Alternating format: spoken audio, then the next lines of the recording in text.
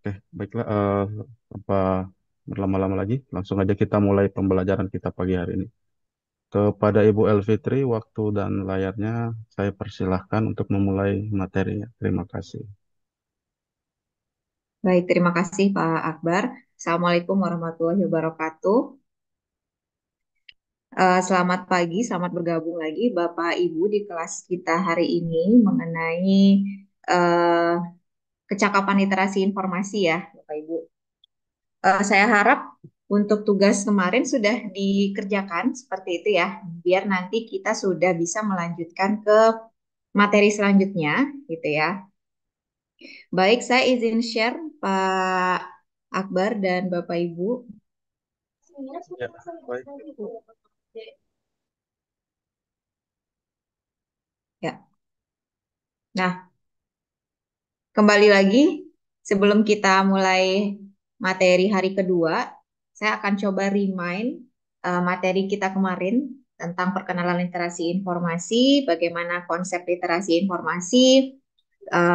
Intinya adalah kemarin kita sudah diskusi bahwa literasi informasi itu kita berbicara tentang kecakapan atau skill kita, keahlian kita mulai dari menentukan kebutuhan informasi kita sendiri, kemudian kita melakukan penelusuran atau pencarian informasi, kemudian kita menggunakan informasi, mengevaluasi informasi sampai pada mempresentasikan gitu ya.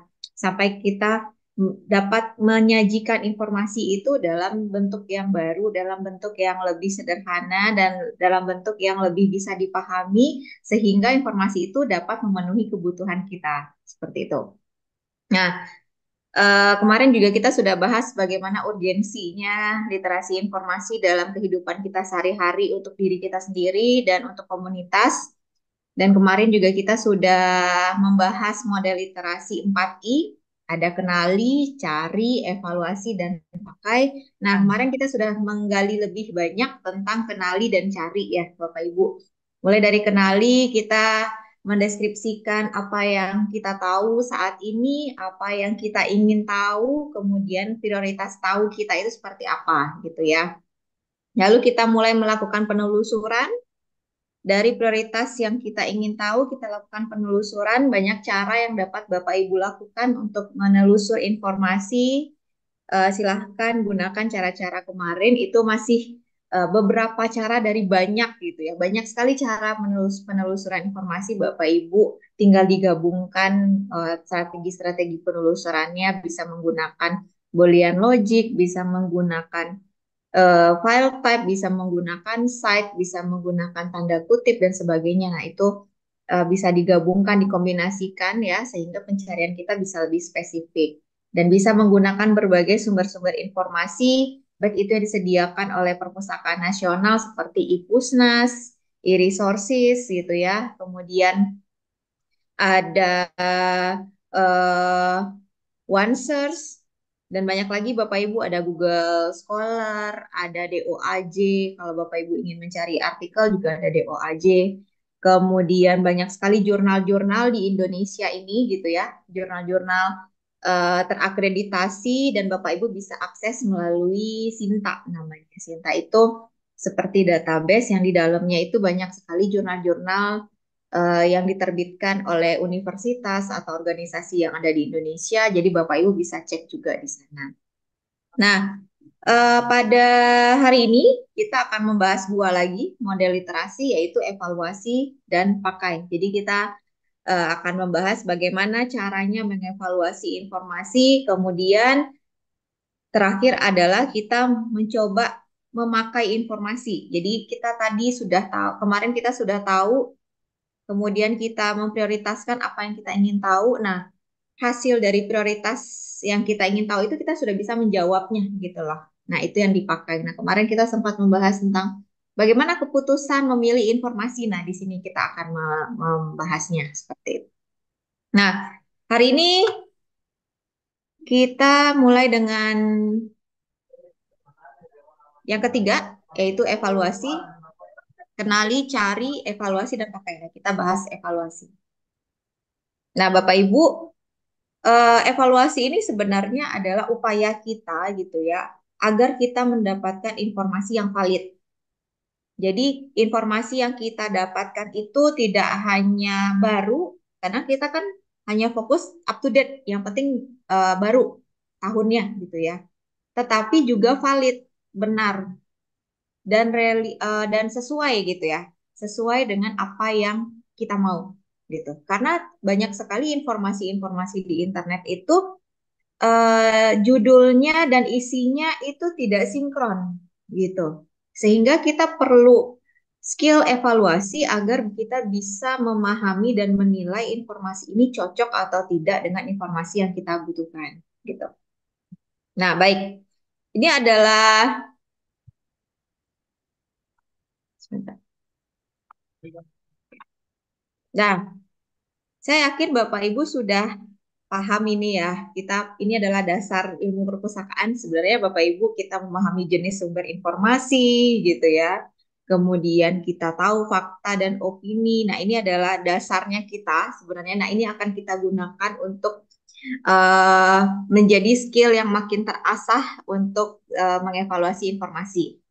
Nah, pertama kita akan bahas dari jenis sumber informasi. Nah, Bapak Ibu pasti sudah bisa membedakan sumber informasi primer, sekunder, dan tersier. Kalau sumber informasi primer, kita berbicara tentang sumber informasi dari pihak pertama. Jadi dari sumber pertamanya. Contohnya seperti apa? Contoh sumber informasi primer adalah hasil wawancara. Jadi kalau misalnya kita mewawancara orang, nah hasil wawancaranya itu adalah primer.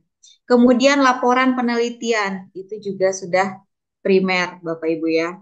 Lalu sumber informasi primer juga bicara tentang hasil rekaman, kemudian hasil kita berdiskusi atau hasil observasi. Nah, itu adalah hasil primer, sumber informasi primer. Nah, kemudian yang kedua adalah sumber informasi sekunder, yaitu sumber informasi yang sudah diolah gitu ya, Bapak Ibu.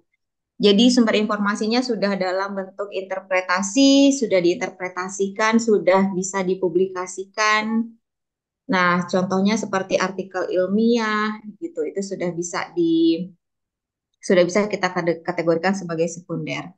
Lalu sumber informasi tersier itu gabungan. Jadi sudah digabung berbagai jenis sumber informasi primer dan sekunder, kemudian dia menjadi informasi tersier gitu ya. Jadi bisa jadi sumber informasi sekunder yang beberapa digabungkan, contohnya dari artikel, kemudian dari hasil audiovisual gitu ya. Kemudian digabungkan menjadi sebuah infografis contohnya atau ringkasan, nah itu bisa menjadi sumber tersier. Jadi Bapak Ibu bisa menggunakan berbagai jenis sumber informasi. Nah, yang paling sering kita gunakan itu adalah sekunder dan tersier.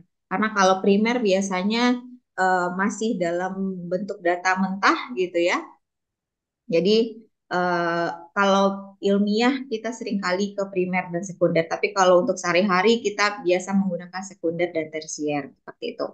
Nah, kemudian fakta atau opini. Eh, Kalau untuk fakta dan opini, kita berbicara tentang fakta berisi data-data gitu ya. Kalau opini itu berisi pendapat atau hal-hal yang disebutkan berasal dari hasil pemikiran, hasil diskusi. Nah, itu adalah opini. Sedangkan fakta adalah sesuatu yang sifatnya data. Contohnya, bagaimana Bapak Ibu eh, menilai berapa jumlah pengunjung perpustakaan gitu. Itu adalah fakta. Jadi bulan ini misalnya pengunjung perpustakaannya 120, bulan depan naik jadi 140, nah itu fakta. Nah, opininya apa? Berarti terjadi peningkatan. Peningkatannya karena adanya program literasi informasi, makanya ada peningkatan pengunjung perpustakaan. Nah, itu bisa menjadi opini gitu. Tapi opini yang berdasarkan dengan fakta data. Nah, kemudian yang ketiga kepengarangan. Kepengarangan kita berbicara tentang apakah penulisnya disebutkan dengan jelas, apakah ada kualifikasi tertentu di penulisnya. Contohnya seperti ini. Saya misalnya adalah seorang dosen perpustakaan dan sains informasi gitu ya. Tiba-tiba saya menulis tentang stunting gitu ya. Saya menuliskan tentang stunting, ciri-ciri stunting, terus mendiagnosa anak-anak dengan ciri-ciri tertentu sebagai anak-anak yang stunting. Berarti saya tidak qualified dalam memberikan informasi tersebut. Nah, jadi kita harus meyakini juga bahwa penulis yang menulis artikel atau memberikan informasi itu mereka memiliki kualifikasi yang sesuai dengan apa yang dia sampaikan, gitu. Namun permasalahannya sekarang ini adalah Bapak Ibu seringkali kita tidak tahu orang ini itu sudah merupakan orang yang berkualifikasi di bidangnya atau bukan. Nah, caranya adalah Bapak Ibu kita bisa menggunakan Google. Google, Bapak Ibu bisa cek nama saya atau cek nama orang yang menulis artikel tersebut di Google. Nah, itu kita akan bisa melihat track recordnya seperti itu. Lalu yang ketiga, apakah tersedia cara berkomunikasi dengan penulis, baik itu melalui email, situs web yang disediakan tentang penulis. Jadi tentang penulisnya gitu, email penulisnya gitu ya. Sehingga kalau misalnya kita ingin bertanya lebih lanjut atau kita ingin tahu lebih lanjut, kita bisa kontak penulisnya. Kemudian yang keempat, akurasi dan relevansi di mana informasi bisa ditemukan tidak hanya dari satu atau dua sumber informasi lainnya. Jadi kalau kemarin kita melakukan perbandingan ya, kita penelusuran kemudian kita bandingkan. Nah, disinilah kita bisa melihat informasi yang sama apakah muncul di beberapa sumber lainnya gitu. Nah, ini juga kita membandingkan kalau informasi yang sama itu muncul di banyak platform atau di banyak informasi lainnya, kita bisa mengkategorikan oh informasi ini mungkin kredibel, baru mungkin ya Bapak Ibu karena ada faktor lainnya. Lalu yang kedua, apakah informasi tersebut relevan dengan kebutuhan kita? Jadi kita tidak hanya melihat informasi itu akurat, kredibel, tetapi kita juga melihat apakah sesuai dengan yang kita butuhkan. Lalu yang kelima, keterbaruan. Kita bisa melihat dari tahun terbitnya atau tahun tayangnya informasi tersebut sehingga kita bisa melihat keterbaruan dari informasi yang dia sampaikan. Nah, jangan terkecoh juga Bapak Ibu, terkadang informasi-informasi yang berkonten hoax gitu ya. Kita bisa melihat fotonya dengan deskripsi. Nah, kadang-kadang fotonya foto lama tapi deskripsinya seolah-olah baru gitu. Nah, ini kita juga hati-hati. Jadi kita perlu mengecek keterbaruan foto. Kalau misalnya Bapak Ibu melihat foto gitu ya, atau yang dikirim adalah foto, kita bisa menggunakan Google Image Bapak Ibu. Jadi tinggal upload foto yang Bapak Ibu terima gitu ya di Google Image. Apakah foto ini pernah ada di berita-berita lain atau informasi-informasi lain? Nah, itu akan muncul gitu. Nah, yang keenam ada objektif. Objektif berarti informasi yang disampaikan itu pasti memiliki sudut pandang, Bapak Ibu. Nah, itu yang perlu kita ketahui. Jadi kalau misalnya kita lihat suatu berita di media online, di platform online, kita harus tahu bahwa ada satu sisi yang ingin mereka ceritakan, baik itu kelebihan, kekurangannya, atau satu sisi cerita yang ingin dia sampaikan gitu ya. Nah, kita sebagai pembaca, kita harus objektif juga. Jangan sampai kita tergiring oleh suatu bahan bacaan yang melihat dari satu sisi. Nah, kita harus menjadi orang yang kritis. Itu tujuan dari literasi informasi, long life learning ya, pembelajaran sepanjang hayat. Jadi kita harus memiliki sisi kritis dalam membaca informasi, membaca berita, membaca artikel, sehingga kita memiliki keinginan untuk menggali informasi itu lebih dalam lagi.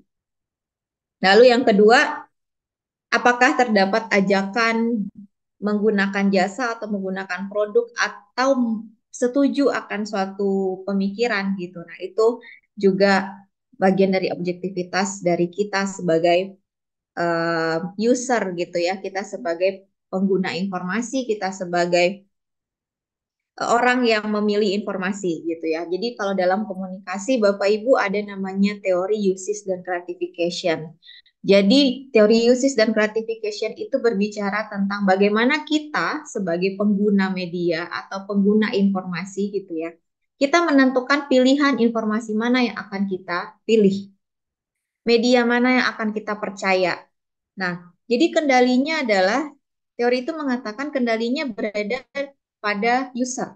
User memiliki power untuk memilih informasi. User memiliki power untuk mengevaluasi informasi. User memiliki power untuk uh, mencari informasi lebih banyak sehingga dia bisa menentukan media mana yang akan dia pilih. Gitu. Contoh sekarang pagi ini, saya memilih untuk buka TikTok. Contoh ya, Bapak Ibu, saya memilih untuk buka TikTok. Kenapa? Karena mungkin di TikTok saya bisa melihat sudut pandang generasi muda, saya bisa melihat sudut pandang yang berbeda gitu ya. Banyak orang kemudian dari berbagai generasi saya bisa bisa lihat sudut pandangnya gitu. Nah, saya memilih TikTok. Nah, mungkin Bapak Ibu pagi-pagi memilih untuk membaca berita dari kompas.com atau dari detik.com atau membuka Facebook gitu kan. Nah, berarti kita sudah punya apa ya, pilihan tersendiri untuk menggunakan media yang mana. Nah, ini adalah objektivitas namanya. Oke, baik, next.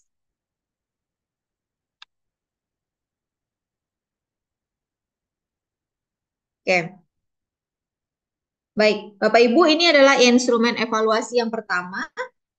Yang pertama jenis sumber informasi tadi sumber informasi primer, sekunder, tersier gitu ya. Informasi dari tangan pertama, kemudian hasil wawancara, survei, observasi, nah itu primer. Kemudian informasi sekunder, sumber informasi memuat informasi primer. Kemudian informasi tersier, sumber informasi yang memuat informasi primer dan sekunder.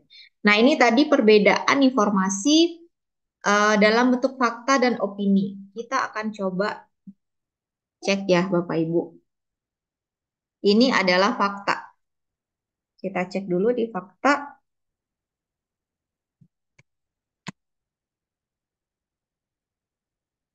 Nah, ini tanggal 31 Januari 2024 yang dikeluarkan oleh rri.co.id.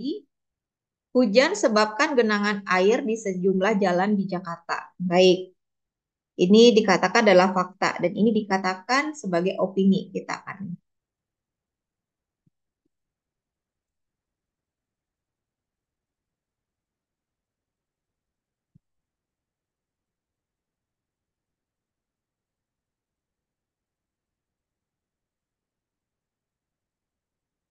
Nah, ini penyebab genangan air mudah muncul saat hujan di Jakarta. Sebentar. Kita close dulu.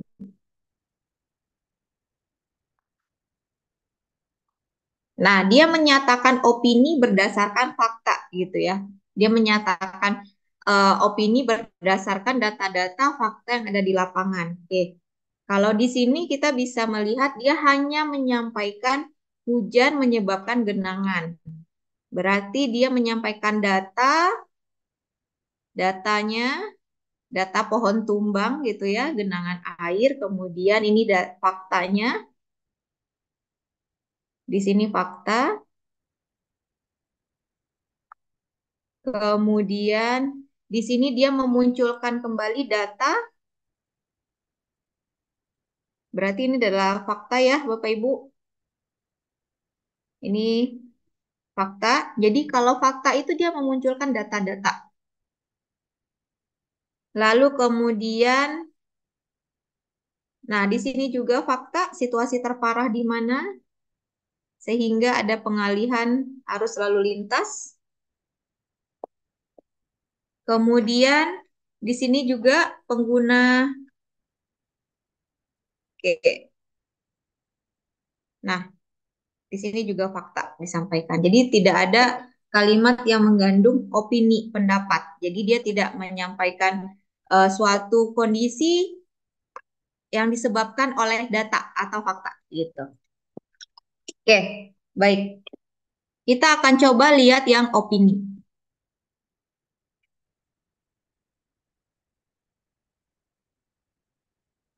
Nah, di sini dikatakan ini adalah fakta ya, Bapak Ibu. Menampung 50. Ini fakta. Nah, di sini muncullah opini. Ada kabel sampah. Nah, Kemudian salah satu catatan diupayakan modifikasi cuaca. Nah, di sini dia bicara tentang fakta lagi. Jadi, cara membedakan fakta dan opini, Bapak Ibu, fakta itu dia berisi data. Data, kemudian dia menceritakan apa adanya, tanpa ada eh, pernyataan atau opini, gitu.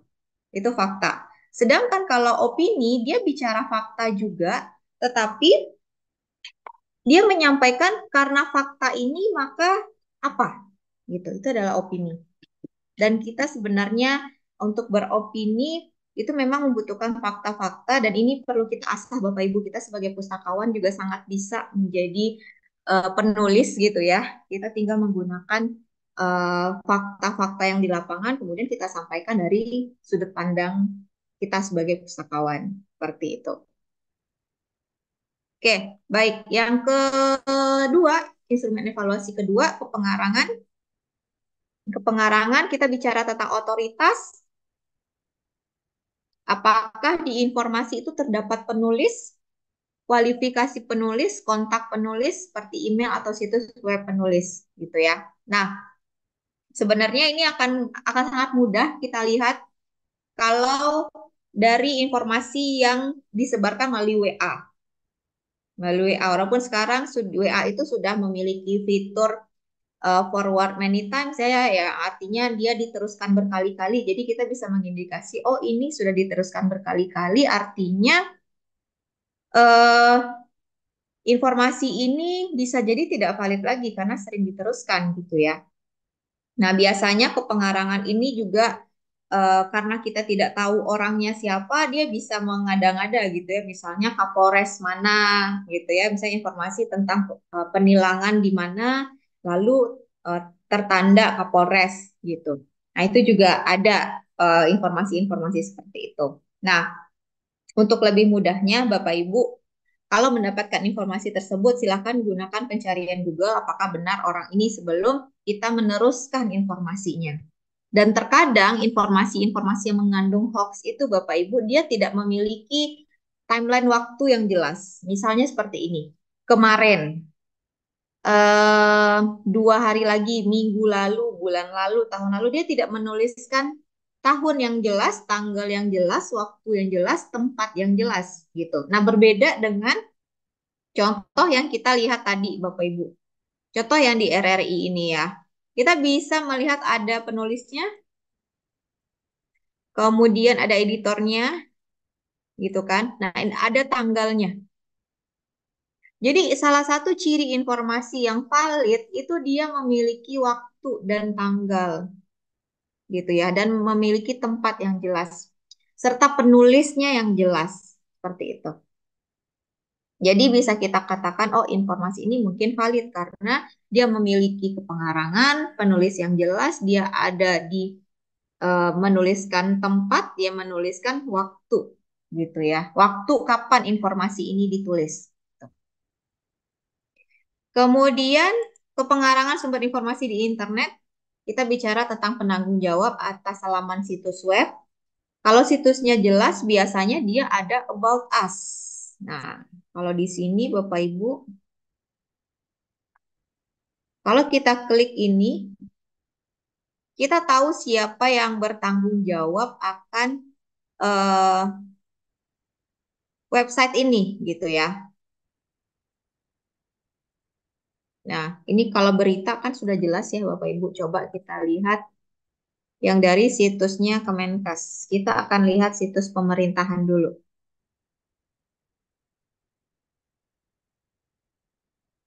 Nah, di sini ada kontak kami.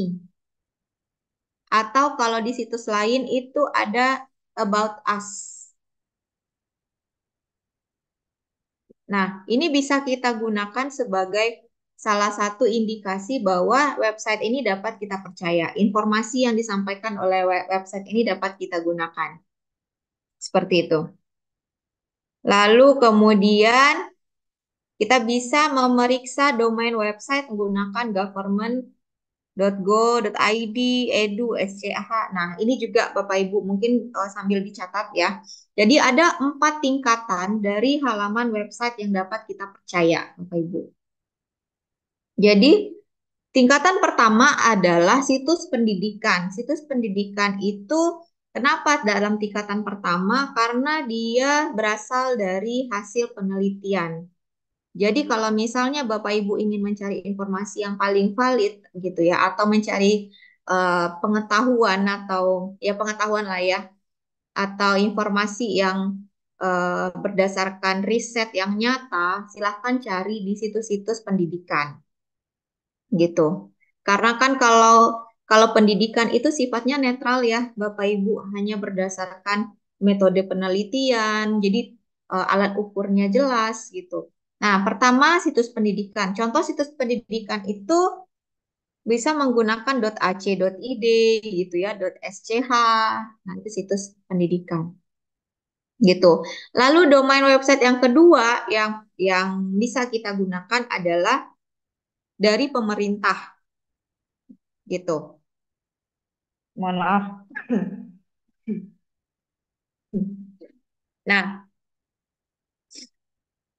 dari pemerintah itu pemerintah dan militer ya. Kalau dalam teorinya itu pemerintah dan militer. Pemerintah itu websitenya di belakangnya ada .go.id kalau Indonesia ya, Bapak Ibu. Kalau di luar itu ada .gov gitu ya. Lalu kemudian kalau militer itu militer Indonesia MIL gitu ya. Ada tuh belakangnya bla bla bla MIL gitu. Nah, itu adalah situs peringkat kedua domain website yang bisa kita percaya. Lalu yang ketiga adalah dari organisasi non-profit. Organisasi non-profit itu contohnya seperti apa Bapak Ibu? Contohnya yang menggunakan eh, belakang atau domainnya ORG. Contohnya kalau Bapak Ibu mau mencari tentang anak-anak gitu ya, kita bisa menggunakan UNESCO, informasi di UNESCO. UNESCO.org gitu ya, WHO.org gitu. Jadi organisasi-organisasi non-profit yang memang bertujuan untuk kesejahteraan masyarakat gitu ya, alam apa natural, scientific gitu. Nah, itu kita bisa menggunakan situs non-profit. Nah, lalu yang ketiga, yang keempat, Bapak Ibu, yang terakhir, yang paling terakhir yang bisa kita gunakan adalah situs-situs yang yang ada mengandung komersialisasi atau komersial. Contohnya apa? Di belakangnya dia menggunakan com atau dia menggunakan .co.id. Jadi Bapak Ibu situs-situs yang di belakangnya com itu adalah pilihan terakhir gitu. Jadi memang harus Bapak Ibu bisa mengevaluasi berbagai situs mulai dari domainnya gitu. Nah, em, makanya ini sebenarnya urutan ini dari pendidikan, pemerintahan, organisasi non-profit dan komersial gitu ya. Kita perlu melakukan evaluasi informasinya gitu. Semakin dia berada di peringkat bawah, semakin kita mencari di situs-situs komersial, semakin kita harus tetap melakukan evaluasi informasi. Seperti itu. Lalu kemudian selanjutnya banyak situs web yang dikembangkan secara pribadi yang membebaskan setiap orang memposting. Sehingga ini perlu kita hindari. Contohnya blog gitu ya. Kemudian media sosial juga sebenarnya perlu kita evaluasi lebih lanjut lagi penggunaannya. Jangan sampai nih ya Bapak Ibu, karena kan sekarang generasi Z itu sumber informasi utamanya jadi TikTok Bapak Ibu. Jadi sederhana itu gitu ya. Ternyata sumber informasi utama mereka adalah TikTok. Mereka tahu tentang politik itu dari TikTok. Mereka tahu tentang skill-skill baru itu dari TikTok gitu. Nah, ini juga menjadi apa ya, tantangan, peluang dan tantangan bagi pustakawan.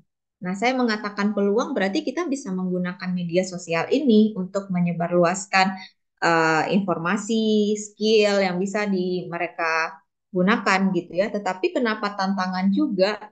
karena sumber informasi pertama mereka adalah TikTok, jadi kita bertanggung jawab juga untuk menghasilkan informasi-informasi yang terpercaya untuk mereka gitu.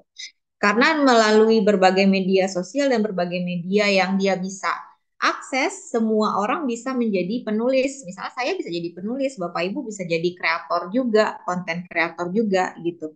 Tapi kita perlu bertanggung jawab juga untuk bagaimana anak-anak ini bisa mengevaluasi informasi yang ada di media sosial gitu.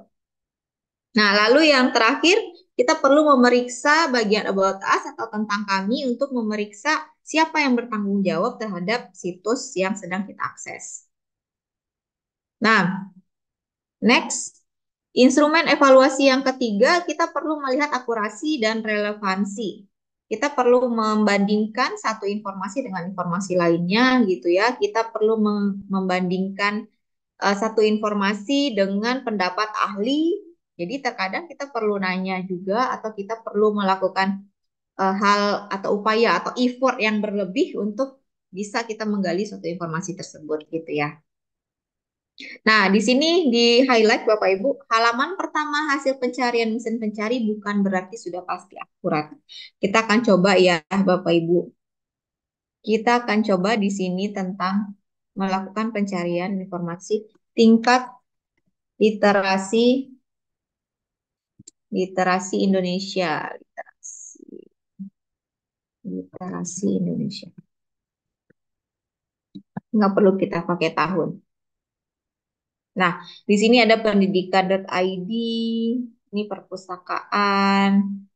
Nah, jadi Bapak Ibu, halaman pertama dari hasil pencarian ini tidak berarti ini yang paling benar. Bapak Ibu, kenapa? Karena di dalam eh, kita mengenal Google gitu ya. Dalam cara kerja Google ada yang dinamakan dengan algoritma, Bapak Ibu. Jadi ada yang dinamakan dengan search engine optimization. Jadi bagaimana situs kita atau bagaimana informasi kita, artikel kita yang ada di internet ini jadi pencarian di awal itu ada triknya, ada caranya gitu ya. Jadi bukan berarti semua yang muncul di awal ini adalah informasi yang paling benar. Bisa jadi karena dia menggunakan tag yang banyak, bisa jadi dia bisa berada di situ karena ada klik yang banyak, atau dia menggunakan search engine optimization gitu ya. Jadi banyak sekali cara yang dia gunakan agar berada di halaman pertama. Makanya pencarian kita harus spesifik. Kemarin kita sudah bahas tentang penelusuran ya Bapak Ibu. Nah, kita harus melakukan strategi penelusuran agar kita menemukan informasi yang memang akurat.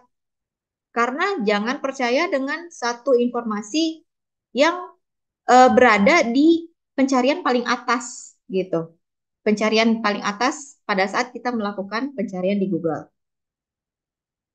Oke, selanjutnya instrumen evaluasi yang keempat, keterbaruan. Kita bisa mengecek tanggalnya tadi ya Bapak Ibu. Kemudian keterbaruan itu bisa kita cek dari terakhir update atau last update. Kemudian kita periksa tanggal publikasi, kita bisa cek juga apakah terdapat banyak tautan yang tidak berfungsi dalam situs web, serta periksa informasi terbaru tentang topik yang sama gitu ya. Nah, ini masih dalam perbandingan. Kita mengecek keterbaruan informasi. Nah, selanjutnya instrumen yang kelima, objektivitas. Kita mengecek kemana arah informasi ini, sudut pandang apa yang digunakan dalam menyampaikan informasi ini, sehingga kita tidak mudah terpengaruh, tidak mudah terajak gitu ya dalam tanda kutip agar menggunakan produk atau jasa tertentu atau malah kita digiring ke suatu pemikiran tertentu. Seperti itu.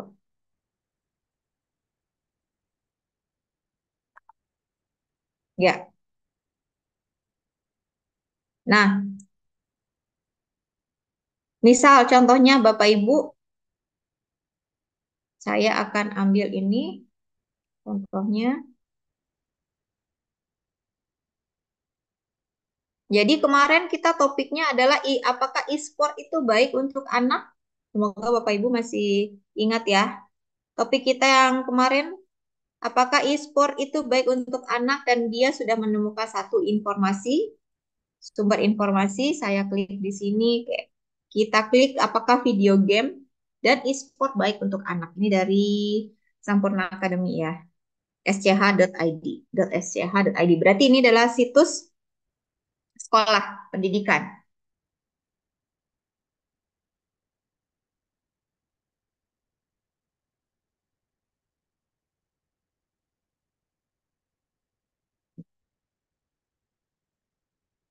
Oke, sebentar Bapak Ibu.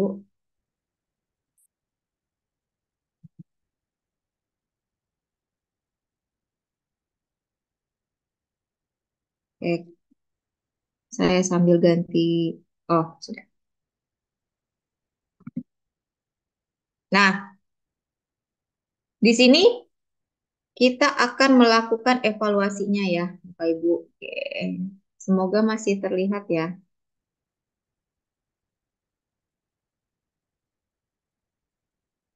Nah, pertama kita akan melihat apakah sumber informasi ini primer, sekunder, atau tersier.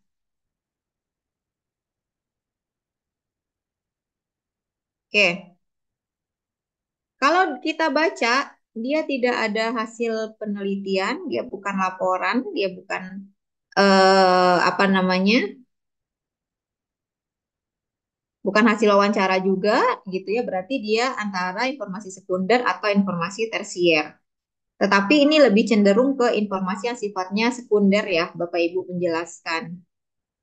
menjelaskan bagaimana video konten eh, yang ada di e-sport itu, kemudian dampak positif dan dampak negatif. Nah, ini merupakan sumber informasi sekunder.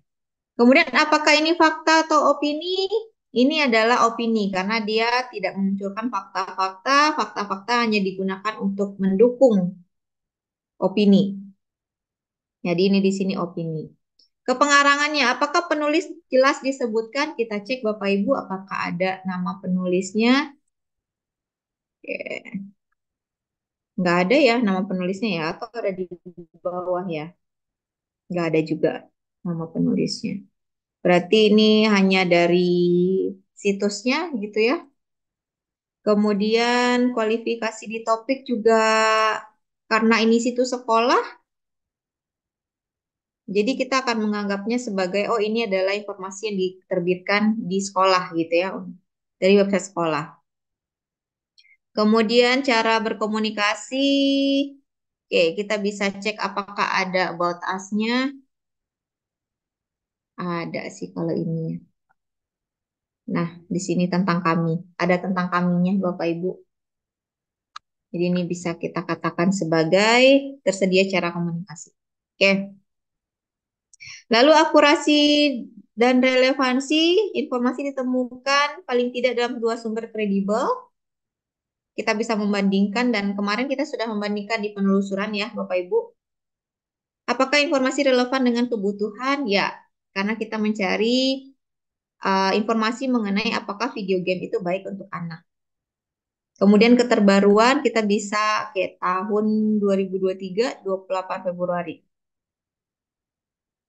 Kemudian objektivitas, apakah informasi menyajikan lebih dari satu sisi cerita? Iya, Bapak Ibu jangan lupa dia menceritakan tentang dampak negatif dan dampak positif tadi ya. Kemudian apakah terdapat ajakan menulis sesuatu? Iya. Ajakannya apa untuk masuk ke sekolah ini, Bapak Ibu? Nah, di konten artikelnya dia mengajak. Jadi mau jangan ragu mendaftarkan anak gitu ya. Jadi ada ajakan seperti itu. Nah, kemudian Bapak Ibu kemarin pada tugas kenali dan cari gitu ya. Bapak Ibu kan sudah mencari beberapa literatur. Nah, silakan Bapak Ibu pilih literatur itu. Kemudian Bapak Ibu masukkan ke sini. Silakan dicari gitu ya, apakah sumber informasinya itu primer, sekunder, atau tersier. Kemudian fakta, apakah bentuknya fakta atau opini. Silakan di checklist apakah ada atau tidak gitu ya. Sehingga di catatannya Bapak Ibu bisa menyimpulkan, oh informasi ini bisa atau eh, memenuhi kebutuhan informasi Bapak Ibu gitu. Bagaimana Bapak Ibu dari tugas kemarin apakah sudah dicari sumber informasinya?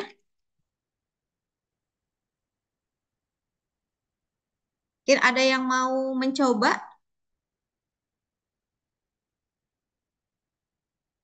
memilih salah satu sumber referensinya, kemudian kita coba evaluasi di sini bersama-sama. Silakan, Bapak Ibu, ada yang mau sharing?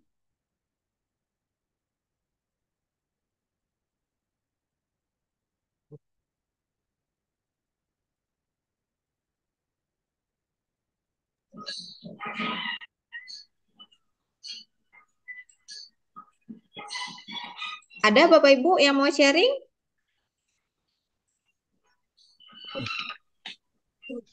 Ibu mungkin ada yang ingin sharing. Ini Ibu Sarmawati menyalakan mic-nya. Silakan Ibu. Ya, silakan Ibu. Belum, belum, belum, belum.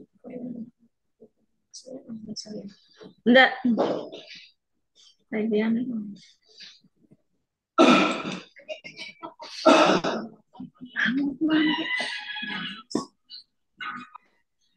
Belum mengerti, Kak.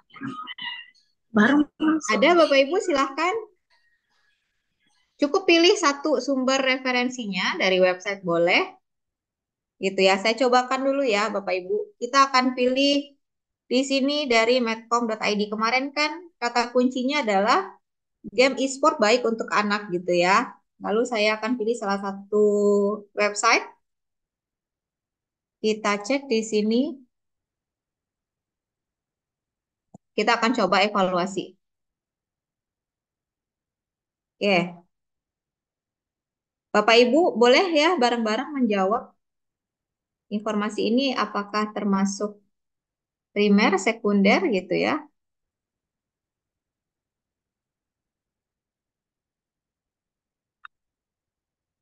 Nah, sudah terlihat. Nah, di sini saya ambil dari media online, media berita online, medcom.id. Dikatakan riset pelajar yang bermain e-sport punya kepribadian lebih baik. Menurut Bapak Ibu, ini sumber primer, sekunder, atau tersier? Sekunder, Primer, primer, sekunder, karena sekunder. riset. Ya Bapak Ibu, riset atau primer atau sekunder? Sekunder, Primer, sekunder, sekunder. Ya, sekunder Bapak Ibu. Kenapa sekunder? Karena dia menjelaskan hasil riset. Sedangkan kalau primer itu kita harus merujuk pada laporan penelitian yang aslinya. Sedangkan kalau sekunder kita kategorikan ini sekunder karena dia Sudah menjelaskan dipublikasikan, iya. dari sumber primer gitu. Jadi ini adalah sumber sekunder. Apakah ini fakta atau opini, Bapak Ibu? ini. Bu Raslina, opini ya. Yang lain? Opini. Opini, Bu. Bu Wahida, ya baik. Sama, berarti semua adalah opini. Karena dia fakta yang diberikan penjelasan gitu ya. Yang diberikan apa namanya, si riset dipaparkan gitu ya. Tetapi di sini dia menjelaskan Diinterpretasikan. kekhawatiran. Jadi ini adalah opini. Ini. Lalu dari kepengarangan, apakah penulis jelas disebutkan? Kita cek dulu apakah ada penulis. Ada di sini Ada. nama penulisnya. Oke. Baik, apakah penulisnya memiliki kualifikasi tentang topiknya? Kita bisa cek namanya di Google apakah dia berkualifikasi atau tidak. Tetapi karena ini dari media online ya paling tidak kita mempercayai dia adalah jurnalis gitu ya, Bapak Ibu. Apakah tersedia cara berkomunikasi dengan penulis? Kita cek biasanya kalau di sini berita online itu ada about us-nya. Jadi kita bisa berkomunikasi dengan mereka di bawah biasanya. Nah, sini Ada. ada tentang kami. Berarti ini ada gitu ya, Bapak Ibu. Ada. Iya. Selanjutnya, akurasi dan relevansi. Informasi ditemukan paling tidak terdapat di dua sumber lainnya. Oke, berarti ini kita cek di beberapa sumber lain kemarin ada ya, Bapak Ibu. Ini kan hanya salah satunya. Apakah informasi relevan dengan kebutuhan? Menurut Bapak Ibu, sesuai nggak dengan kebutuhan kita yang mencari informasi tentang game online itu baik untuk anak? Sesuai Sesuai. kebutuhan, Bu. Ya, baik sesuai ya. Relevan. Relevan ya. Oke. Keterbaruan kita bisa cek 21 Februari 2023. Oke, baik. Objektivitas. Apakah 23. informasi menyajikan lebih dari satu sisi cerita? Menurut Bapak Ibu? Iya. Hanya satu cerita. Ya, Satu betul. Satu cerita. cerita. Kelebihan ya, Bapak Ibu ya. Di sini menceritakan kelebihan. Apakah terdapat ajakan penulis menggunakan jasa atau produk tertentu? Ada. Sepertinya tidak ada ya, Bapak Ibu. Dia hanya menginformasikan hasil riset ya. Kasih informasi riset. Ya, betul. Oke, jadi catatan informasinya apakah sumber informasi ini kita bisa jadikan salah satu referensi, Bapak Ibu? Bisa. Bisa. Bisa. Oke, baik. Mungkin Bapak Ibu mau sharing, silahkan. Saya matikan dulu share-nya. Jadi kita bisa evaluasi bersama sumber Mau tanya informasi Mbak ini. Elfitri, Iya, silakan Ibu. eh, apakah dalam evaluasi ini eh, harus lebih dari satu referensi untuk kita masuk ke evaluasi? Apakah harus satu? Apakah bisa satu referensi saja kalau itu sudah akurat atau harus lebih dari satu? Terima kasih. Ya, baik. Saya jawab ya Ibu Wahidah. Bagus ya pertanyaannya. Kalau misalnya kita sudah menemukan satu dan kita rasa cukup, apakah perlu kita bandingkan gitu ya Bu? Ya, ya. Ya, pertama kita harus lihat dulu dari prioritas tahu, Bu. Jadi kemarin kan kita belajar cari, pahami, kemudian cari, kenali, kemudian baru kita evaluasi. Nah, kita harus mengenali dulu sumber informasi yang kita pilih, kita evaluasi. Nah, perbandingan itu hanya untuk melihat apakah sumber kita ini sudah benar atau belum, gitu, Bu. Oh iya. Nah, kenapa kita masih perlu mencari dalam tanda kutip membandingkan? Karena agar informasi yang kita kutip nanti atau yang akan kita gunakan nanti itu sudah Ibu yakini ini benar gitu. Salah Ya. satunya ya dengan perbandingan. Jadi tidak hanya menjawab kebutuhan kita, tetapi informasi yang kita dapatkan itu benar-benar sesuai, relevan, dan aktual. Kan kita tidak hanya aktual ya Bu, Ya, ya. relevan juga. Tidak hanya relevan tapi aktual juga gitu. Jadi mereka satu sejalan. Seperti itu Bu Wahidah. Terima kasih Mbak Elfitri. Ya, sama-sama Ibu. Ada lagi Bapak Ibu silahkan. Mungkin nanti sambil dicek ya Bapak Ibu dari tugas yang kemarin kan sudah dicari beberapa referensinya. Bisa Bapak Ibu langsung evaluasi menggunakan form yang tadi, form ini. Sudah dapat formnya kan ya Bapak Ibu ya? Biar nanti dicobakan. Karena nanti di akhir akan ada tugas Bapak Ibu, tugas yang diunggah. Jadi perlu kita memiliki form ini. Seperti itu. Oke. Ada lagi Bapak Ibu yang perlu ditanyakan? Silahkan. Sebelum kita masuk ke Saya, Bu. akhir. Ya, silahkan Ibu. Ya, saya mohon Bu materi ini di grup kami karena untuk sebagai referensi kami dalam melaksanakan Oh, sudah tugasnya. ada di link itu, sudah ada di link, sudah dikirimkan sebelum Oh iya. sebelum kegiatan. Sudah ada di modul Sudah ada, kalau nggak Bu. salah ya Sudah ada Bapak Ibu. dikirim. Ya, sudah dibagikan waktu sebelum sehari sebelum ini kegiatan. Oh iya. Iya. Linknya Saya udah terlewat. dikirim. Mungkin nanti Pak Akbar bisa dibantu ya Pak ya. Kalau Bapak Ibu sudah punya modul BIMTEK itu sudah ada form ini, formnya. Dan materi yang saya sampaikan ini semuanya ada di modul Bapak Ibu. Lebih lengkap yang ada di modul. Modulnya dapat dari mana, Bu? Gimana Pak Akbar? Modul apakah sudah dibagikan, Pak? Sudah. Modul sudah Kemarin, dibagikan, cuman mungkin ada beberapa peserta ya. yang pada saat kita membagikan belum masuk ke grup. Nanti saya kirimkan kembali ya Bapak Ibu modulnya di grup ya. Ya, baik. Ada lagi Bapak Ibu, silahkan. Oke, selanjutnya kita masuk ke I terakhir Bapak Ibu. Kenali, cari, evaluasi, dan kita sekarang bahas pakai. Gitu ya. Setelah Bapak Ibu sudah berhasil mengevaluasi, sudah tahu informasi ini cukup untuk memenuhi kebutuhan informasi saya. Nah, saatnya kita memutuskan informasi mana yang akan kita pakai. Nah, jadi pakai itu adalah suatu kemampuan untuk menggunakan informasi dan kita memutuskan, oh informasi ini sesuai dan saya akan gunakan informasi ini. Gitu. Saya akan menggunakan informasi ini sebagai referensi. Saya akan menggunakan informasi ini sebagai rujukan dalam memecahkan masalah, dalam menjawab kebutuhan informasi, atau dalam menjawab pertanyaan pemustaka. Biasanya seperti itu. Jadi kalau Bapak Ibu misalnya pustakawan sekolah atau pustakawan perpustakaan umum gitu ya, misalnya siswanya menanyakan tentang, saya lagi riset tentang proses fotosintesis gitu contohnya ya. Nah, Bapak Ibu bisa merekomendasikan berbagai literatur untuk menjawab pertanyaan mereka atau membantu mereka mengerjakan tugasnya seperti itu.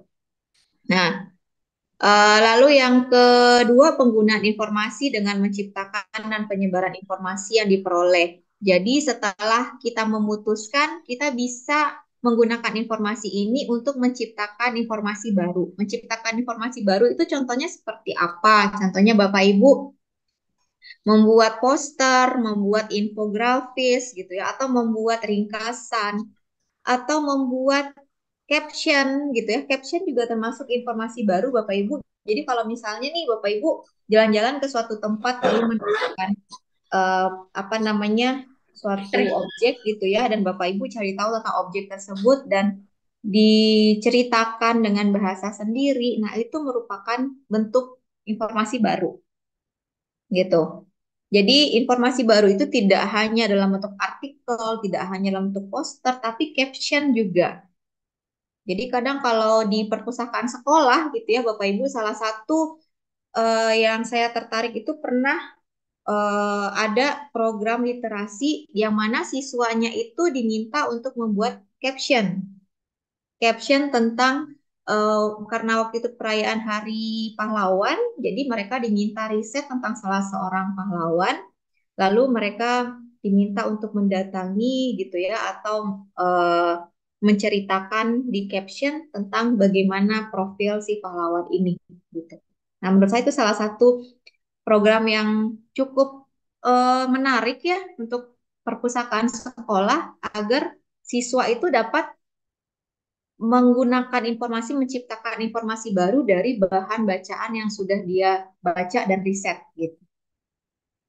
Nah, dalam penggunaan informasi, kita perlu sekali untuk memahami etika informasi, Bapak Ibu. Kenapa? Agar informasi yang kita gunakan atau informasi yang akan kita ciptakan, yang akan kita buat gitu ya, diyakini tidak melanggar etika-etika. Contohnya etika plagiarisme gitu ya, etika pengakuan karya orang lain, etika penggunaan bahasa gitu ya, Bapak Ibu. Nah, kalau dalam digital etik itu namanya netik. Netik itu adalah net etik gitu ya. Jadi etika para masyarakat yang ada di internet. Jadi kalau masyarakat internet itu kan namanya netizen ya, Bapak Ibu. Kalau kita kenalnya netizen, makanya ada istilah netik, net etik gitu. Jadi ada etika informasinya. Nah, dasarnya adalah kejujuran dan penghargaan. Kita harus jujur bahwa suatu karya itu memang bukan milik kita, dan ketika kita menggunakan informasi dari mereka atau kita menggunakan produk mereka, kita harus mencantumkan nama orang penulisnya, gitu. Nah, kalau misalnya memang foto ini adalah milik kita, kita harus jujur juga kalau memang ini bukan plagiat, gitu. Nah, salah satunya adalah Bapak Ibu kalau di dunia pendidikan, contohnya kita harus berani untuk mempublikasikan apa yang kita buat, karena dengan mempublikasikan itu kita bisa membuktikan bahwa tulisan kita itu memang milik kita. Dan kalaupun kita mengutip punya orang lain, kita sudah menuliskan sumber referensinya. Seperti itu. Nah, jadi pembuktian bahwa suatu produk, suatu tulisan itu adalah milik kita adalah dengan mempublikasikannya. Gitu. Lalu yang ketiga, penghargaan informasi. Ya. Kenapa Bu Sarmawati? Dada. Oke, saya lanjutkan. Penghargaan informasi yang telah diciptakan terlebih dahulu dengan menuliskan nama orangnya, gitu ya, nama orang yang menuliskan, kemudian kita mengakui bahwa ini adalah hasil kutipan, seperti itu. Kemudian etika informasi akan menghindari tindakan plagiarisme, penciplakan, atau pengakuan karya. Terkadang Bapak Ibu kita tidak sadar melakukan kegiatan plagiarisme. Contohnya apa? Kita mengambil quotes-quotes gitu ya, quotes di mana gitu ya. Kemudian kita jadikan seolah itu adalah bahasa kita sendiri. Nah, itu secara tidak sengaja biasanya kita melakukan tindakan plagiat gitu. Tapi Bapak Ibu perlu berhati-hati lagi kalau menggunakan informasi-informasi atau menggunakan informasi dalam bentuk foto gitu ya. Kita harus hati-hati apakah foto ini boleh digunakan publik, karena memang ada foto-foto atau gambar-gambar yang terbuka, bebas digunakan. Banyak Bapak Ibu. Kalau Bapak Ibu membuat konten YouTube gitu ya, kalau Bapak Ibu menggunakan gambar-gambar yang bukan milik kita dan dia teridentifikasi, dan itu konten kita langsung di-ban. Gitu. Termasuk penggunaan musik-musik di YouTube itu sudah disediakan mana musik-musik yang bebas bisa kita gunakan, mana yang dilindungi hak kekayaan intelektual itu sudah jelas gitu. Dan beberapa kemarin isunya kemarin di TikTok juga ya, banyak sekali apa production house yang tidak memberikan izin kepada TikTok agar musiknya digunakan. Akhirnya para konten-konten kreator menggunakan musik tersebut akhirnya dimatikan, di-mute musiknya gitu. Nah, jadi itu etika informasi, Bapak Ibu. Nah, bagaimana bentuk-bentuk penyimpangan etika informasi? Yang pertama adalah fabrikasi. Fabrikasi itu menciptakan sesuatu yang sebenarnya tidak ada. Jadi kita mengada-ngada, kita membuat informasi yang sebenarnya tidak ada gitu ya. Contoh fabrikasi itu ya kita menceritakan seperti opini, tapi opininya tidak didasari dengan fakta gitu. Tidak didasari dengan data. Jadi seperti ya bercerita aja gitu ya. Atau bisa jadi kita beropini, tetapi opini kita tidak didukung oleh pendapat para ahli gitu ya, atau suatu riset, atau suatu kejadian gitu. Nah, itu fabrikasi. Yang kedua adalah falsifikasi, memodifikasi pada sesuatu yang sudah ada demi keuntungan, kita rekayasa.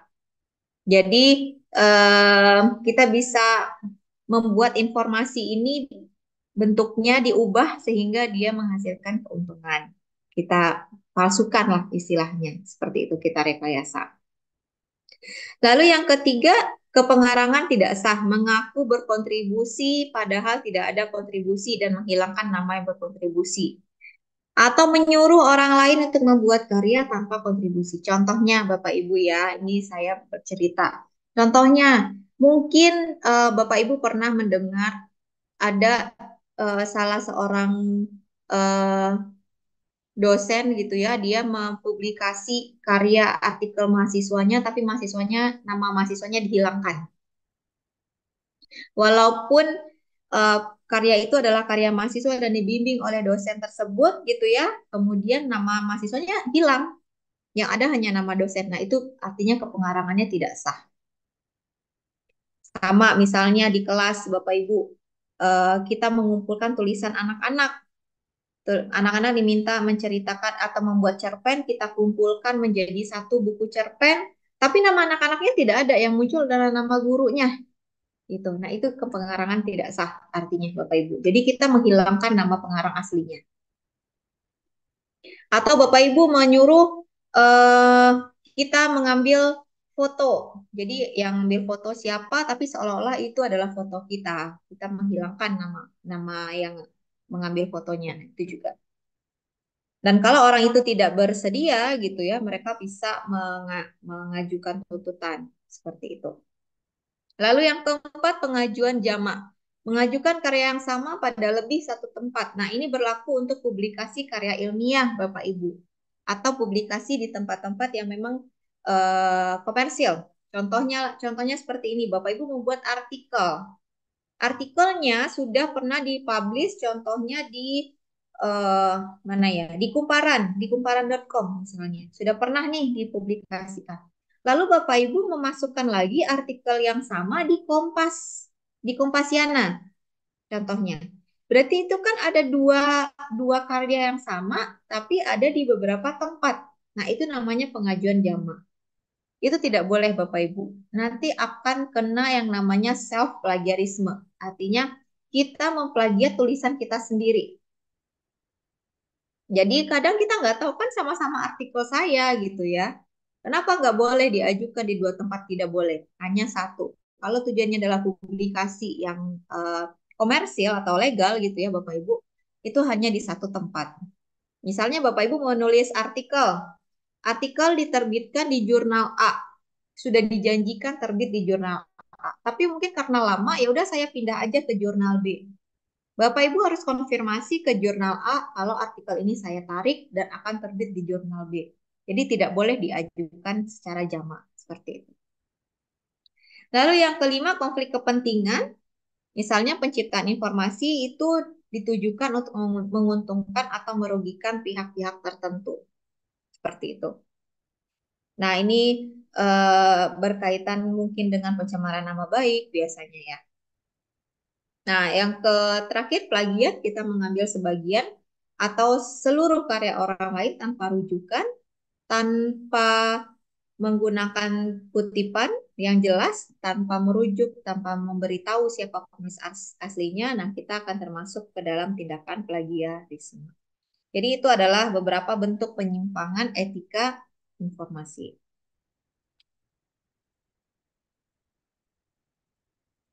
Lalu bagaimana menghindari penyimpangan etika informasi ini? Yang pertama, Bapak Ibu dengan kecakapan literasi informasi sudah paham, oh ini bukan milik saya, tapi saya bisa menggunakannya asalkan saya menuliskan nama penulis aslinya. Ya sudah selesai, gitu Bapak Ibu.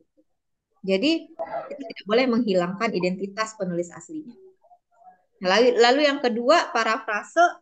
Kalau dalam tulisan kita bisa mengubah dengan bahasa kita sendiri, kita bisa menuliskan dengan bahasa kita sendiri, menuliskan pemahaman mereka dan pemahaman kita digabung dengan tidak menghilangkan penulis aslinya. Itu namanya parafrase. Lalu yang ketiga, kita bisa menggunakan referensi sumber asli dan yang terbaru, tapi tetap kita harus menuliskan nama penulisnya. Seperti itu. Jadi jangan sampai Bapak Ibu kita melanggar etika informasi karena kita tidak tahu. Karena kalau kita tahu, sebenarnya kita tidak akan melakukan itu kan ya Bapak Ibu. Tapi yang perlu kita hindari adalah jangan sampai kita melanggar karena kita tidak tahu.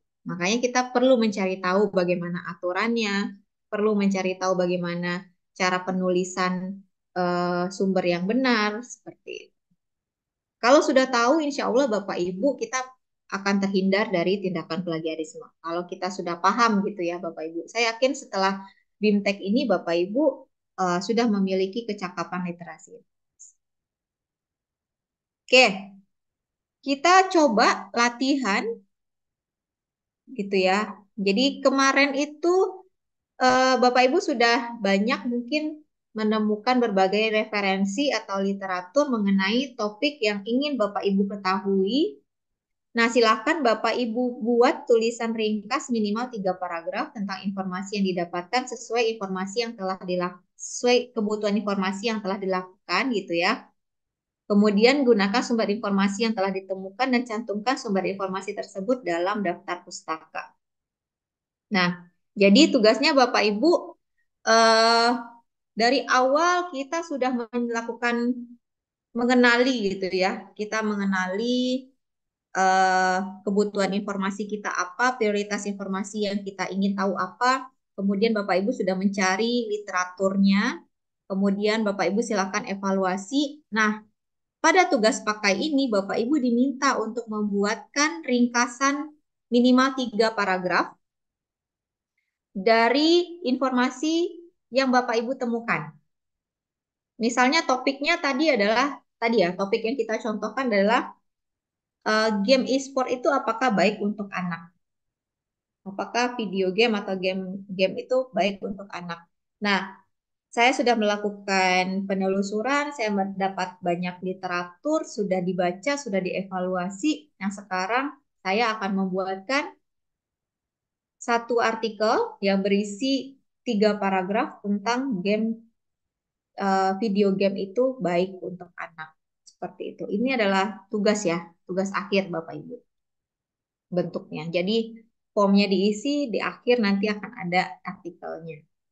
Silakan Bapak Ibu kalau ada yang ditanyakan.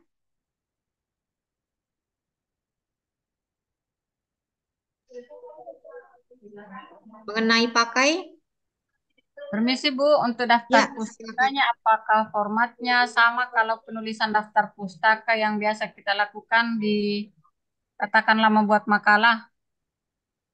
Oke. Untuk sejauh ini mungkin perlu kita samakan ya Bapak Ibu. Bapak Ibu mau sepakat apa menggunakan APA? Mau menggunakan APA atau untuk sumber daftar pusakanya ya Bu ya? Iya Bu, Ya, daftar daftar daftar pustaka. pustakanya boleh Bapak Ibu memilih salah satu kalau misalnya bisa menggunakan APA, APA, kalau bisa menggunakan eh Boleh dicontohkan satu lah Bu. oke, baik. Bapak Ibu bisa cek APA yang paling gampang ya, yang paling banyak bisa diakses. Bapak Ibu bisa cek di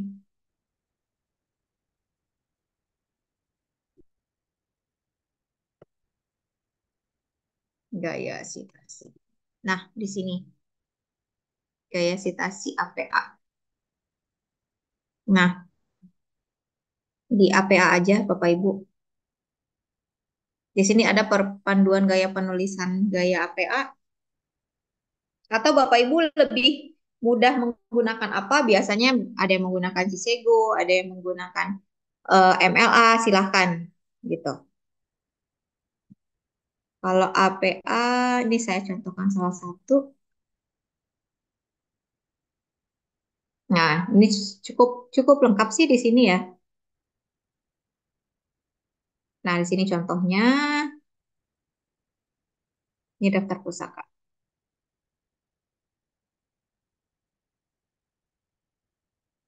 Nah, kalau di tugas ini kan menggunakan referensi, oh nggak ada ya.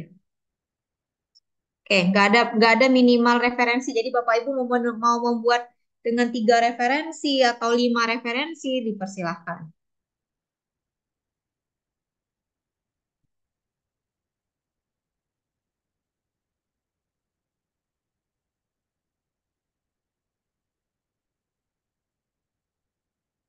Silakan Bapak Ibu, kalau ada pertanyaan atau mau dicobakan dulu karena kita masih ada waktu.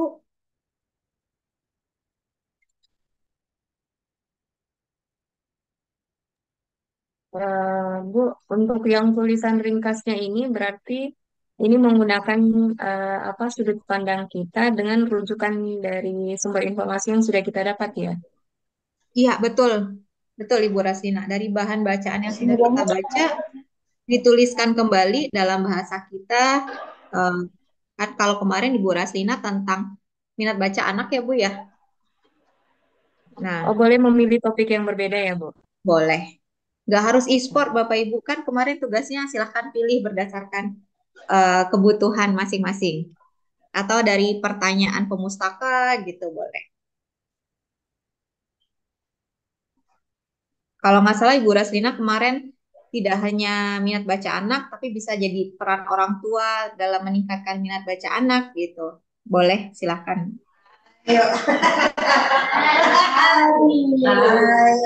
Silakan Bapak Ibu kalau punya topik bisa kita diskusikan.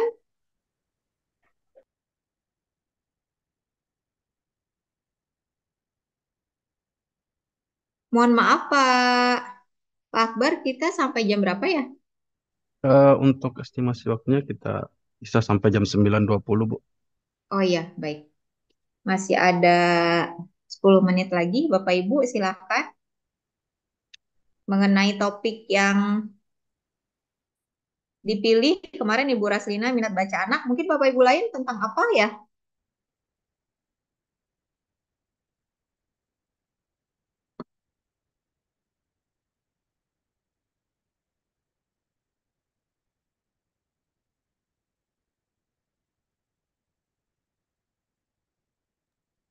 Terus untuk tugasnya nanti dikirim kemana, Bu? Oke. Oh iya, di sini. Saya belum mengirimkan ya. Nah, di sini Bapak Ibu.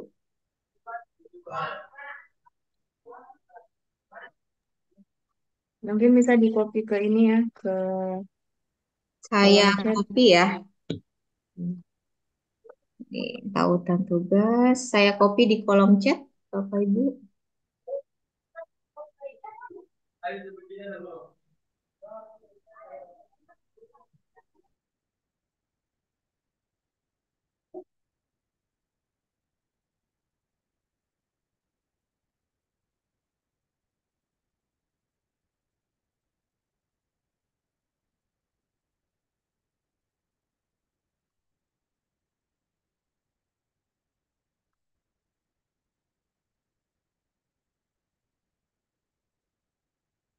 Ya, silakan Bapak Ibu kalau ada yang mau share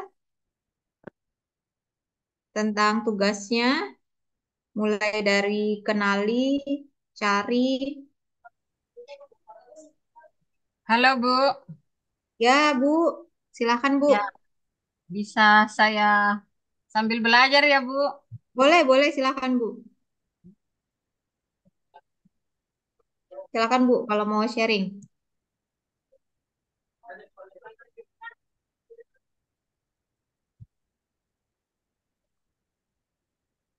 Ibu Suhartini ya. Ya Bu, Ya, silakan, Bu.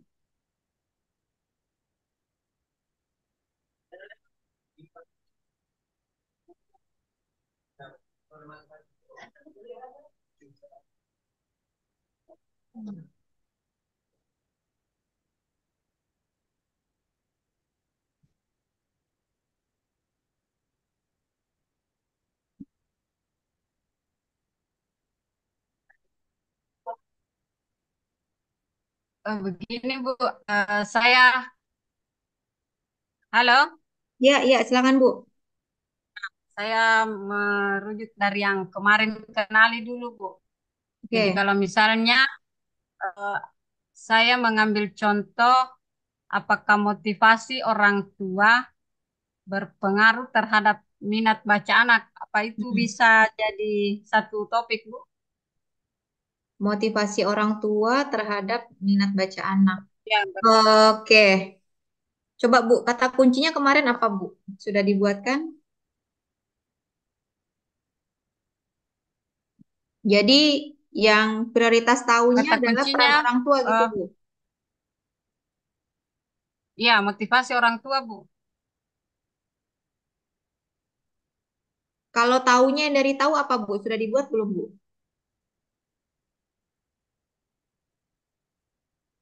Mohon maaf, mohon maaf ini Bu, yang eh, kemarin itu laptop saya Hmm. bermasalah, saya pindah ke laptop yang ini, tapi saya belum bisa share yang kemarin file saya, Bu. Bagaimana kalau di, Oh, oke. ya, Oke, baik. Berarti yang prioritas yang ingin Ibu tahu adalah motivasi orang tua dalam motivasi terhadap Mm-mm. minat baca anak, meningkatnya minat baca anak. Oke, kalau motivasi orang tua terhadap minat baca anak boleh, nggak apa-apa Bu, prioritas tahunnya itu. Ibu sudah melakukan penelusuran belum? Berbagai referensi tentang motivasi orang tua itu. Ya kemarin kemarin itu ada Bu, tapi itu tadi laptop saya. Ya, silakan Bu, kalau motivasi orang tua terhadap minat baca anak mungkin lebih ke peran ya Bu ya. Peran orang tua ya. Peran orang tua dalam meningkatkan minat baca anak. Ya Bu. Mm-mm.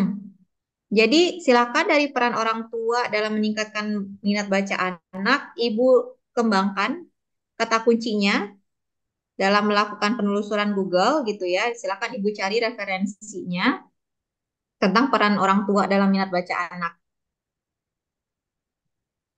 Boleh Bu? Atau motivasi orang tua dalam meningkatkan minat baca anak gitu, boleh. Iya Bu. Tapi di sana mungkin Ibu perlu meng, apa ya? Lebih mengecilkan ruang lingkupnya gitu ya. Apakah misalnya peran orang tua di rumah atau peran orang tua dalam membelikan bahan bacaan gitu ya. Jadi lebih lebih spesifik gitu, Bu. Oh iya, harus lebih detail. Iya, betul. Sehingga pencariannya mungkin nanti akan lebih detail gitu, Bu. Misalnya, peran orang tua dalam memilih bahan bacaan anak. Jadi, yang Ibu tahu sekarang adalah motivasi orang tua. Contoh ya, Bu, kita buatkan di sini di tahunya. Di tahu itu Ibu tuliskan motivasi orang tua terhadap meningkatkan minat baca anak. Nah, yang ingin tahu mungkin Ibu akan banyak nih peran orang tua dalam memilih bahan bacaan, peran orang tua dalam em, membuat aturan di rumah gitu ya, atau peran orang tua dalam membiasakan anak untuk datang ke perpustakaan setiap minggu gitu kan itu yang ingin kita tahu ya Bu, bagaimana nih peran orang tua gitu ya kan.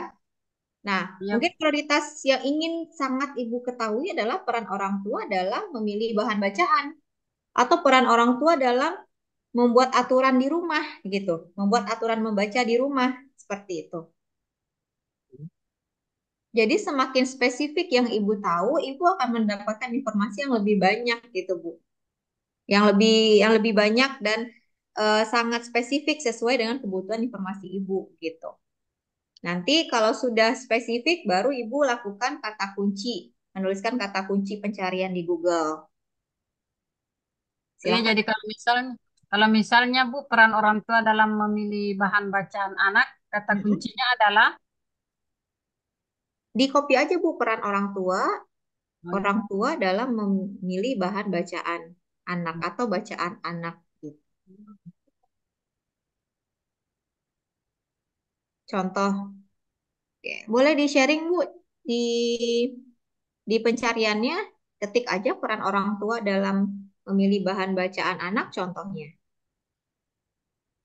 Bisa terlihat ya Bu. Bisa. Orang tua berperan tanamkan minat baca anak. Tapi Ya, pasti lebih luas ya Bu kalau yang begini. ya betul Bu. Saya sambil coba cari peran orang tua dalam Bahan bacaan. memilih bahan bacaan anak ya.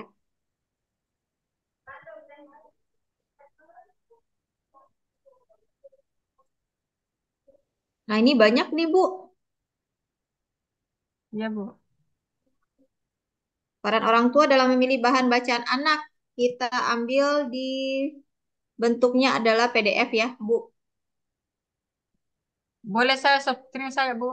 Boleh, silakan Bu. Biar saya yang share screen.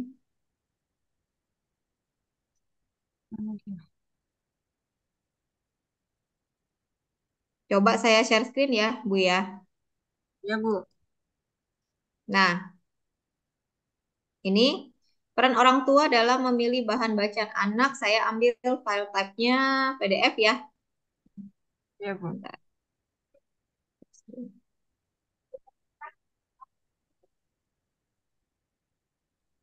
Nah, file type PDF. Nah, di sini peran orang tua dalam mengembangkan minat. Nih, memilih buku, membahan bacaan. Jadi banyak nih, Bu. Atau mau cari di situs apa? Kita mau cari, Bu? Kemdikbud. Kalau ada ya. Oh, nggak ada nih, Bu, di sini. Peran orang tua. Atau di situs Kompas. Kemarin ya kita coba. Oh, di Kompas ada nih, Bu. Iya.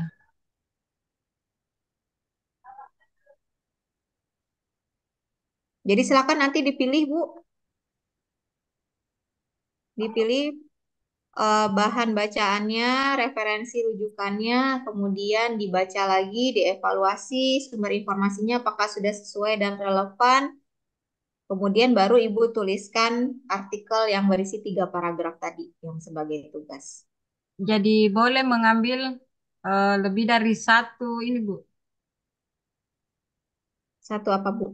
Itu referensi nih, Bu. Bisa Iya, memang atau lebih, Bu. Nggak bisa satu, memang harus banyak. Ibu bisa baca minimal 3, 5 gitu. oh, iya. Jangan hanya dari satu, Bu. Karena kan dari pe- materi kita yang kemarin, materi cari gitu ya, kemudian materi evaluasi, kita memang harus membandingkan dengan berbagai referensi lain. Jadi dari sumber lain, kalau Ibu menemukan satu, baca 3 gitu. Hal yang serupa sama atau tidak, apakah mereka saling mendukung, apakah mereka 3 artikel ini saling mendukung atau menambahkan gitu. Jadi memang harus dibandingkan dengan sumber lain seperti itu, Ibu. Oh, iya. Ya, Kasih, Bu. ya sama-sama, Ibu. Ada lagi Bapak Ibu?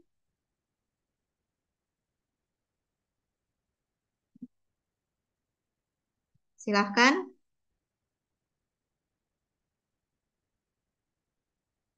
Kalau tidak ada, bagaimana Pak Akbar? Ya, oh ya, ini masih ada satu. Jadi mungkin ini penanya terakhir ya, Bu, ya, sebelum kita Ya, mengakhiri boleh. sesi pemateri kita hari ini. Halo, Assalamualaikum warahmatullahi Waalaikumsalam. wabarakatuh. Ya, saya Bunga dari Nuraida dari Perpustakaan Universitas Hasanuddin menanyakan ini yang kemarin tentang penerapan literasi. Ya, saya ambil angkat nanti judulnya itu tuh penerapan literasi digital pada Perpustakaan Universitas Hasanuddin. Apakah bisa diambil Ibu, judul tersebut, Bu? Ibu mohon maaf, Penerapan kurang digital. jelas ya di saya ya. Mungkin Pak Akbar, Halo? ya. Iya, kurang jelas juga saya dengar di sini, Bu. Oh iya. Ya, iya. Yang saya angkat dulu yang tema kemarin penelusuran Bu, penerapan literasi digital dalam dalam dalam penelusuran di perguruan tinggi. Bisa enggak itu judulnya Bu? Yang saya ambil. Oh, di perguruan tinggi. Ya, oke. Berarti bagaimana program literasi di perguruan tinggi gitu ya, Bu ya? Iya. Oke. Nah, ini juga PR besar kita, Bapak Ibu ya, yang di perguruan tinggi bagaimana kita membuat program literasi informasi di perguruan tinggi. Jadi Bapak Ibu, dalam merancang program literasi informasi kita perlu tahu dulu bagaimana situasi kondisi, bagaimana keadaan pemustaka, karakteristik pemustaka seperti itu. Kenapa? Karena kita akan merancang program sesuai dengan situasi kondisi dan karakteristik dari pemustaka ini, gitu ya. Nah, bagaimana untuk perguruan tinggi? Nah, kalau di perguruan tinggi, Ibu, eh, memang kita lebih cenderung kebanyakan untuk ilmiah ya, Bu. Beberapa contoh kegiatan literasi informasi. Kita bisa mengambil model ini, model cari, kenali, pahami, dan pakai. Nah, pertama model cari. Ibu bisa membuatkan program-program literasi informasi yang berkaitan dengan bagaimana cara mahasiswa untuk mengidentifikasi atau menggunakan kata kunci. Gitu. Contohnya, Ibu bisa membuatkan pelatihan tentang membuat mind map, gitu. Contoh ya, Bu. Atau Ibu bisa membuatkan pelatihan tentang identifikasi pengetahuan, gitu. Nah, yang kedua, Ibu bisa tadi kan dicari ya. Yang pertama itu adalah kenali, yang kedua dicari. Dicari, Ibu bisa membuatkan program literasi berbasis penelusuran informasi. Contoh yang berbasis penelusuran informasi, misalnya Ibu membuatkan pelatihan tentang cara akses e-resources Perpusnas. Kan e-resources itu banyak sekali database yang dilanggar oleh Halo. Nah, ya, jadi banyak sekali database yang dilanggar oleh Perpustakaan Nasional. Ibu bisa membuatkan pelatihan penelusuran, Bu. Pelatihan penelusuran, pelatihan penggunaan e-resources Perpusnas, atau di perpustakaan tempat Ibu bekerja sudah melanggar beberapa database, nah dilakukanlah pelatihan penggunaannya. Pelatihan penggunaan mulai dari cara masuk, cara download, cara membuat cara mengirim ke email, cara membatasi pencarian, cara membuat kata kunci. Nah, itu bisa dilakukan Bu di perpustakaan perguruan tinggi. Itu untuk di penelusuran ya, Bu. Atau Ibu mau mengajarkan berbagai database yang gratis. Kan banyak database yang gratis ya, Bu. Ibu tinggal membuatkan pelatihan atau Ibu tinggal membuatkan video edukasi atau video tutorial cara mengakses database gratis. Contohnya apa? Memberikan informasi tentang cara penggunaan OneSearch, Indonesia OneSearch, menggunakan DOAJ, atau menggunakan Sinta gitu ya untuk mengakses database-database. Jadi itu bisa, Bu. Itu di yang kedua, kenali. Cari. Tadi kenali tercari. Lalu yang ketiga, dievaluasi. Di model yang ketiga kan evaluasi ya, Bu. Cari, kenali, cari, dan evaluasi. Dievaluasi, Ibu bisa membuatkan video edukasi, bisa membuatkan pelatihan tentang evaluasi informasi. Tentang cara memilih jurnal yang baik, cara membandingkan jurnal, atau mencari artikel-artikel di jurnal ilmiah Indonesia kemudian dievaluasi. Atau cara mengevaluasi website untuk pembuatan tugas mahasiswa. Atau Ibu ingin memberikan edukasi tentang cara agar mahasiswa tidak terjebak dengan plagiarisme, berarti tentang cara pengutipan, cara parafrase, atau cara menggunakan reference manager atau gaya citasi, membuat daftar pustaka. Itu juga bisa, Bu, untuk perguruan tinggi. Itu akan sangat berguna untuk mahasiswa-mahasiswa tingkat akhir. Nah, yang keempat, dipakai. Pakai itu kan berarti sudah masuk ke dalam penggunaan ya, Bu. Nah, bisa dibuatkan pelatihan tentang cara membuat artikel ilmiah, apalagi sosialisasi panduan atau template dari penulisan artikel ilmiah, penulisan skripsi, tugas akhir, proyek, itu juga bisa menjadi program literasi yang terintegrasi dengan kurikulum perguruan tinggi. Seperti itu, Bu. Jadi panduannya dengan 4 model tadi, kita bisa membuat program gitu, Bu, sesuai dengan perpustakaan kita. Nah, di sini kan perpustakaan perguruan tinggi ya. Ya. Seperti itu. Ya, makasih Bu. Ya. Mungkin Bapak Ibu lain ada tanggapan, mungkin sharing ya. Karena memang kalau program literasi itu akan berbeda Bapak Ibu. Tadi Ibu Nuraida kan di perpustakaan perguruan tinggi. Nah, penerapan 4 model ini bisa juga dipindahkan ke perpustakaan sekolah, dimodifikasi dengan kebutuhan dan karakteristik dari pemustaka kita yang ada di sekolah, seperti itu. Atau di perpustakaan umum, tapi tetap kita menggunakan 4 model tadi. Boleh kalau Bapak Ibu bisa belajar lagi tentang model literasi informasi lain, kan banyak ya, ada Big Six, ada Sponul, ada Empowering 8, boleh diterapkan gitu ya. Tapi dengan di materi BIMTEK ini kita belajar model 4I, cari, kenali, evaluasi, dan pakai. Jadi Bapak Ibu bisa menggunakan 4 ini untuk menjadi bahan program literasi. Seperti itu. Semoga bermanfaat Bapak Ibu.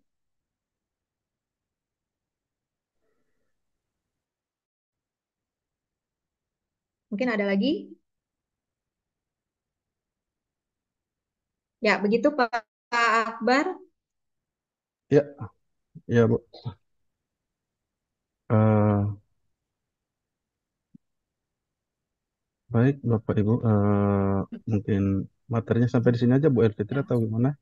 Masih ada kata penutup yang ingin disampaikan oleh Ibu Elfitri sebelum menyelesaikan materi kita ini? Oke. Kalau sudah tidak ada pertanyaan, semoga materi BIMTEK hari ini bermanfaat untuk Bapak Ibu bisa membuatkan rancangan program literasi ya, sesuai dengan tujuan awal kita. Kecakapan literasi informasi itu pertama yang paling penting berguna untuk diri kita sendiri dulu, baru untuk keluarga, baru komunitas, dan diharapkan Bapak Ibu bisa membuatkan program literasi untuk komunitas atau untuk tempat Bapak Ibu bekerja untuk memenuhi kebutuhan pemustaka yang ada di sana. Seperti itu. Saya mohon maaf kalau misalnya ada kekurangan atau kesalahan dalam menyampaikan materi karena waktunya sangat singkat ya Bapak Ibu, dan materi literasi itu sangat banyak sebenarnya. Untuk sharing program-program itu sangat banyak, tapi insya Allah dengan waktu yang singkat ini bisa membekali Bapak Ibu agar bisa merancang dan memiliki kecakapan literasi informasi yang baik. Terima kasih. Baik, terima kasih banyak Ibu Elfitri atas materi pembelajaran literasi informasinya ini. Semoga materinya dapat bermanfaat bagi kita semua. Baik, Bapak Ibu, pembelajaran pertama untuk hari kedua ini cukup sampai di sini ya. Jangan lupa tugasnya untuk pembelajaran literasi informasi telah saya upload di kolom chat ini ya. Itu dalam bentuk file Word. Jadi Bapak Ibu bisa langsung mendownloadnya dan mengetikannya dan kemudian diupload di link yang telah dibagikan juga di kolom chat ini. Baik, Oke, Bu. baik, terima kasih banyak ya Ibu Elfitri atas materinya. Selanjutnya sebelum kita memasuki materi kedua hari ini dengan tema mendongeng. Oh ya, ini ada post-test juga ya Bu ya. Ada post-test lagi mengenai Ya, betul, pembelajaran ada ini. post-test, Pak. Tunggu, belum saya kirimkan ininya ya, linknya ya.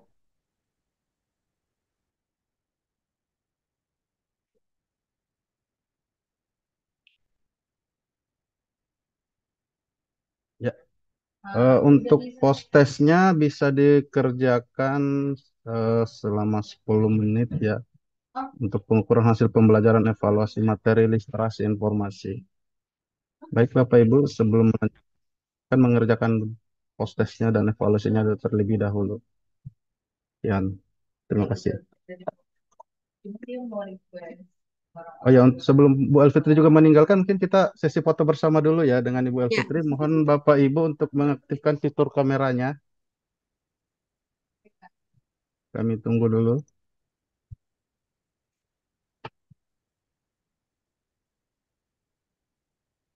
Dan jangan lupa untuk kegiatan ini Bapak Ibu screenshot juga ya untuk di-upload nanti di link daftar hadirnya.